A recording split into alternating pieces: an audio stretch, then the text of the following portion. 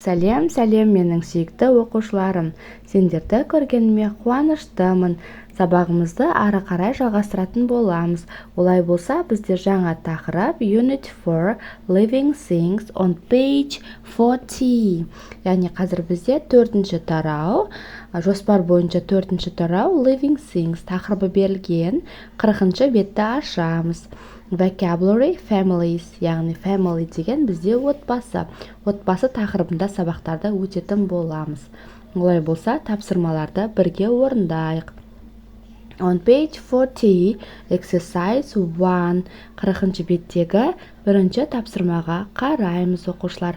Бірінші тапсырмада бізде Look at the puzzle and the photo of the Mitchell family on page 33. Write the names, then listen and check. Яғни келесі бетте бізде family puzzle берілген Митчеллдің отбасы туралы. Біз қазір соны бірінші тапсырмада орындайтын боламыз. Олай болса, суретке қарап отырып, аттарын мұнда жазу керек екенбіз, иә? Мен мәтінді оқып шығамын. Мысалға, бірінші мәтінді Emily and David are brother and sister. Яғни суретке қараймыз, Эмили және Дэвид бір-біріне ағалы қарындас, иә? Their parents' names are William and Fiona. Олардың ата-анасының аты William және Fiona. Енді бірге біз не қоямыз? Суретке қараймыз. Emily's grandmother, яғни Эмилидің әжесі ол Sophie. Sophie, yes. Sophie is Emily's grandmother. She is a football fan. Екінші, Mark is Sophie's husband and William's father. He's got white hair. Келесі, Uncle Paul is near David. He plays golf. Енді төртінші, Sarah is Paul's wife. She is with Becky. Келесі, Becky is family's cousin and Sarah's daughter. She is between David and Emily. Алтыншы, Matt is Fiona's nephew with Gonza the dog. Және соңғысы, Emily is next to Becky. She is Sophie's granddaughter. Міне осылай бір отбасы мүшелерін толық аттарымен танысып шықтық, иә оқушылар. Жарайсыңдар, енді келесі тапсырманы орындаймыз. Келесі тапсырма бізде exercise 2 match words 1-8 with the opposite gender words in blue in the puzzle. Яғни бұл жерде бізде көкпен берілген сөздерге қарай жаңағы пазлдағы сөздерді бір-біріне қарама-қарсы қойып шығу керек екенбіз. Яғни male ол бізде ұлдарды айтамыз, иә?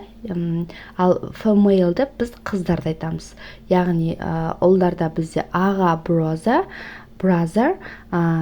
қыздарда әпке sister. Сол сияқты, мысалға, husband күйеуі болса, wife әйелі. Grandfather, grandmother, son, daughter, aunt, uncle, grandson, granddaughter, mother, father, niece, nephew, және cousin ол бізде кузен, яғни бөле, ол жалғыз өзі қала береді. Міне, екінші тапсырмада осылай жазып шығамыз оқушылар. Енді келесі бізде exercise 3 match the photos to the sentences. Яғни суретке қарап отырып, біз сөйлемдерді қойып шығу керек екенбіз. Бірінші бізде Prince Charles, яғни his son's name is Harry. Ол бізде кім? Яғни ұлының аты Гарри. Ол бізде Prince Charles болады. Екінші, their father is a president. Олардың әкесі президент. Ол бізде The Obama sisters. Үшінші, сөйлемді оқимын. I have got 100 brothers and sisters. Яғни менің 120 ағам мен әпкелерім бар дейді. Яғни ол бізде snake, жыланда екен, өте көп. Төртінші, our grandfather is 2 years old. Яғни менің атамның жасы 2 жыл, жалпы 2 жаста, иә. Ол бізде rabbits, қояндарда сондай болады екен. Және соңғысы, her sister's name is Venus. Яғни оның әпкесінің аты Venus. Ол бізде Serena Williams, яғни ол бізде чемпион, иә. жарайсыңдар, міне осылай үшінші тапсырманы орындаймыз. Енді келесі тапсырмаға қараймыз. Exercise 4 language point possessive s, яғни бұл бізде ереже. Possessive деген тәуелділік s жалғауы. Тәуелділік деген, яғни менің, сенің, айдананың, бекзаттың деген сияқты тың немесе менің, сенің деген s ағылшын тілінде нің орнына біз s жалғауын жалғайды екенбіз. Мысалға, exercise 4 төртінші тапсырмада look at the examples and complete the rules with singular and the plural. Яғни мына жерде мысалға және қара және ережеге қара дейді, я. Singular деген бізде жекеше, жаттап аламыз. Singular жекеше, plural көпше немесе жекеше екенін табу керек екенбіз. Мысалға, мысалын оқимын.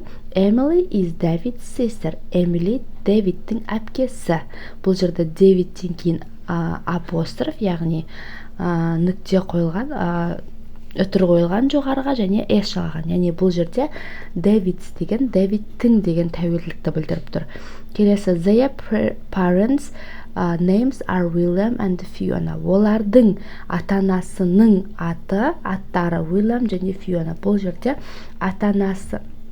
ата-аналар көпше түрден тұрғандықтан апостроф, яғни төбеден үтір, ол parents, ата-аналар деген сөзден кейін қойылады екен. Егер жекеше болса, апостроф s-тің алдына қойылады. Ал көпше түрде болса, апостроф s-тен кейін қойылады. Міне осын жаттап аламыз, оқушылар. Енді rules, ережеге қараймыз. We use s for possession with, яғни апострофты s-тің алдына қоятын болсақ, ол кезде біз singular жекеше түрде айтамыз. Ал екінші, we use s for possession with plural words, яғни ал егер s-тің артынан апостроф қоятын болсақ, онда біз оны көпше түрде айтқан болады екенбіз, оқушылар. Міне жалпы төртінші тапсырманы осылай түсініп жазып аламыз. Келесі бізде exercise 5. Write sentence about the people in the Mitchell family. Use possessive, яғни жаңағы Mitchell отбасын қарап отырып, тәуелділік жалғауын жалғап отырып, біз жазып шығу керек екенбіз, я. Мысалға, Fiona is William's wife. Fiona Williamның әйелі деген сияқты, я. Келесі, Matt is Becky's brother. Үшінші, David is Paul's nephew. Барлық есімдердің артында міне апострофтан кейін s тұр, яғни нің деген жалғауды білдіріп тұр, я, тәуелділік жалғауын. Төрт, Sophie is Becky's grandmother. Emily is Sophie's granddaughter. Алтыншы, William and Fiona are Emily's parents. Міне осылай бесінші тапсырманы орындаймыз. Енді бұл жерде алтыншы тапсырма әркім өзі орындайтын өзіндік жұмысы, өйткені әркімнің өзінің отбасына байланысты. Мен тек мысал ретінде қалдырып кетем. Talk about your family. Өзінің отбасында айт дейді, мысалға. My mom's name is Farida. She is 67 years old. Немесе my grandmother name is Jadra деген сияқты әркім өзінің отбасын, анасының атын, жасын жазып кетуге болады екен, оқушылар. Міне жалпы осы бетті толық жазып шығамыз. Сабағымызды ары қарай жалғастырамыз. On page 42, Twinsburg Twins Festival. An article about the festival for twins, яғни бізде 42-ші бетте тақырып берілген Twinsburg Twins Festival, яғни twins деген жалпы оқушылар, ол бізде егіздер, я, егіздерді біз twins деп айтамыз. Twinsburgда болған егіздер фестиваль туралы мәтін берілген. Мәтінді жақсылап оқысақ, өте қызықты мәліметтер бар, оқушылар, асықпай оқып аламыз. Ал қазір мен астындағы тапсырмаларды орындайтын боламын. Бірге орындаймыз. Бірінші, exercise 1. Look at the photos, then read the text and listen. Who are the girls in the photo? Суретке мұқият қара дейді. Мәтінді оқы және тыңда. Суреттегі қыздар кім дейді. Я, мына жерде суретке қарайтын болсақ, қыздарды көреміз, я, ағайларды көреміз. Бұл жерде қыздар кім деген сұрақ қойылған. The girls, жауабы ретінде жазам. The girls in the photo are twin sisters Lauren and Amy Shaw. Яғни мен бұл мәліметті мына мәтіннен оқыдым. Яғни бұл бізде қыздар, егіз қыздар, әпкелі сіңілі, я, Lauren және Amy Shaw екен. Келесі қысқа жауап, келесі exercise 2. Read the text again, answer the questions. Мәтінді тағы да оқып шығып, сұрақтарға жауап бер дейді. Мына жерде мен оқып шықтым. Мәтінді міндетті түрде оқып алыңдар және 5 сұраққа 5 жауапты астына жазып қойдым. Бірінші сұрақтың жауабы, Where is the festival? The festival is in a small town in Ohio called Twinsburg. Екінші, How many people are at the festival this year? This year there are 4,000 people at the festival. Üçüncü, Where are Amy and Lauren from? Amy and Lauren are from Chicago. Dördüncü, Who are they with at the festival? They are with their father. Және бесінші, Why is the festival interesting? It's interesting because there are different activities every day. Бес сұраққа осылай жауап бердім. Енді келесі exercise 3. Build the vocabulary. Find the phrases in blue in the text and complete the sentence about you. Яғни көкпен берілген сөздерді біз мәтіннен тауып, ары қарай жалғасын өзіміз әркім өзі жазу керек. Яғни әркім өзіндік жұмысы, бірақ мен тек мысал ретінде қалдырып кеттім. Өзгертіп жазуға болады оқушылар. This year I'm 10 years old. Екінші, Today is volleyball club. Үшінші, Every day I do activities different. Төртінші, Every year I visit my grandparents. Бесінші, This evening there is birthday party. Осылай немесе өзгертіп жазуға болады. Келесі exercise 4.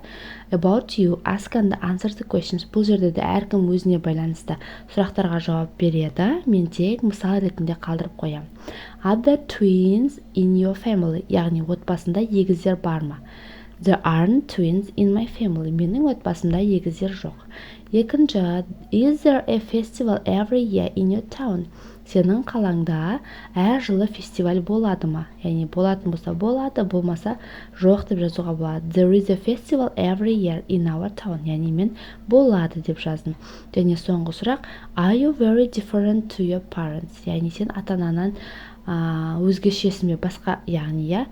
Бұл жерде жауабы Yes, I am. Я деп жауап береміз. Міне. Төртінші тапсырманы осылай орындаймыз. Енді келесі бетке қараймыз. On page 43, 43-ші бетте бізде have got language works, яғни have got деген ол бізде ереже. Have got менде бар, яғни бар деген мағынаны, бар болу деген мағынаны білдіреді. Біз қазір соған affirmative, яғни болымды түрін өтеміз, және possessive adjectives, тәуелді сын есімдерді де бірге өтетін боламыз. Тәуелдік сын есім. Олай болса, бірінші тапсырмадан бастап орындаймыз. Exercise 1. Look again at the text on page 34. Then complete sentence 1-4 with the forms of have got. Яғни бұл жерде мәтінді қайтадан оқып шық дейді негізі, бірақ бұл жерде have got формасын қою керек екенбіз, иә. Have got ол қай кезде қойылады? Мына жерде астында ереже тұр. Егер де мен, сен, олар деген жақтарда, яғни бірінші жақ мен, I, екінші жақ you, сен, көпше түрде you, we, they деген көпше түрдегі сөздердің артына have got-ты қоямыз. Ал тек қана үшінші жақта he, she, it, ол дегенді білдіретін болса есімдік, онда біз ол кезде has-ды қоямыз. Тағы айтам. Бірінші, екінші жақта көпше түрде, яғни I, you, we, they деген көпше түрде have got-ты қоямыз. Ал тек қана үшінші жақта he, she, it болатын болса, онда біз has got-ты қоямыз. Сонымен бірінші сөйлемде I have got, екіншісінде she has got, үшіншісінде we have got, төртіншісінде some brothers and sisters have got болады. Екінші тапсырма choose the correct answers. Бұл жерде біріншісінде біз have got-ты қолданамыз, яғни I, we, they де. Екіншісінде has got-ты қолданамыз, he, she, it де. Үшіншісінде қысқа түрінде have got-ты қысқартқанда got болады, ал has got-ты қысқартқанда has got қысқартылады екен. Келесі exercise 3, енді үшінші тапсырмаға қараймыз оқушылар. Үшінші тапсырмада Write sentences include the correct form of have got. Have got'ты қолданып отырып, біз сөйлемді толықтырып жазу керек екенбіз, иә. Бірінші сөйлемде have got қолданамыз, екіншісінде has got, үшіншісінде have got, төртте have got, бесте has got және алтыда have got'ты қолданып отырып, сызықшаның орнына толық сөйлемді көшіріп жазамыз. Төртінші бізде қорапшаның ішіндегі есімдіктерді дұрыс қою керек екенбіз, иә. Бірінші есімдіктер, пронаун, екінші тәуелдік сын есімдер, яғни ол да есімдіктердің бір түрі, иә. Біріншісінде I болса менің my, you болса сенің your, he болса баланыкі his, оныңкі, қыз болса she, оныңкі her, it its болады, we біздікі our, you your сендердікі, they they олардікі. Міне төртінші тапсырманы осылай жазады екенбіз. Келесі бесінші тапсырма бізде choose the correct possessive adjective. Бұл жерде де тәуелділік сын есімді қолданып отырып сөйлемді дұрысын қойып шығамыз. Біріншісінде her, екіншісінде their, үшіншісінде her, төртте our, бес its, алты may екен, иә. Және соңғы тапсырма exercise 3. Write true and false sentence about your family and the possessions. Then read your sentences to a partner. Яғни бұл жерде әркім өзінің отбасы туралы шындықты жазады екен, иә, оқушылар. Мен тек мысал ретінде қалдырдым, өздерін өзгертіп жазуға болады. I have got 3 brothers. We have got a flat in Astana. My father has got own business. Міне осы сияқты тапсырмаларды орындаймыз. Жарайсыңдар, барлық тапсырманы орындадық. Келесі кездескенше сау болыңдар. Түсініксіз болған сұрақты комментарийға қалдырып кетеміз.